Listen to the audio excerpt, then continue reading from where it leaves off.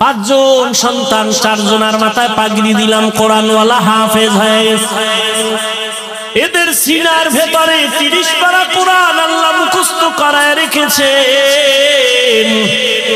এদের মা, এদের বাবা কত ধন্য। আজ গলাচিপার এই মাঠের ভেতরে হাজারো হাজারো আল্লাহর প্রিয় বান্দাদের সামনে তাদের মাথায় পাগড়ি কেন? বলে তারা কোরআনের হাফেজ হয়েছে।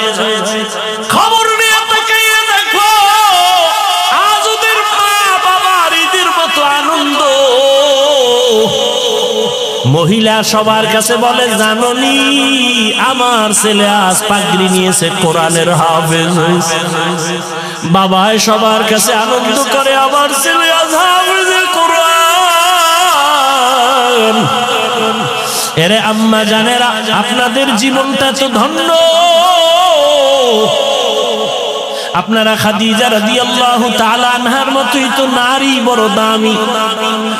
আয়েশা রাদিয়াল্লাহু আনহার মতো দামি নারী, ফাতেমা রাদিয়াল্লাহু আনহার মতো দামি নারী। আপনাদের সম্মান কত?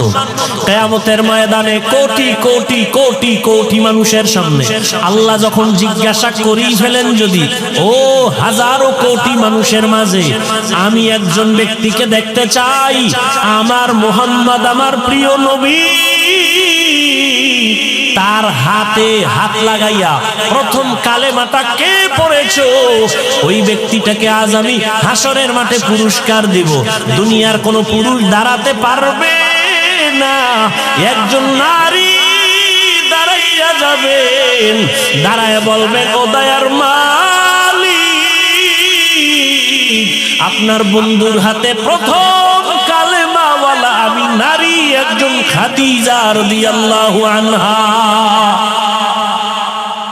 আল্লাহ যদি বলে ফেলেন কিয়ামতের ময়দানে, আমার দ্বীন ইসলামের জন্য জীবন দিতে গিয়া প্রথম শহীদ কে হয়েছে? গলা কাটা শহীদ। একজন পুরুষও দাঁড়াতে পারবে না। একজন নারী দাঁড়ায় বলবেন, হে মালিক,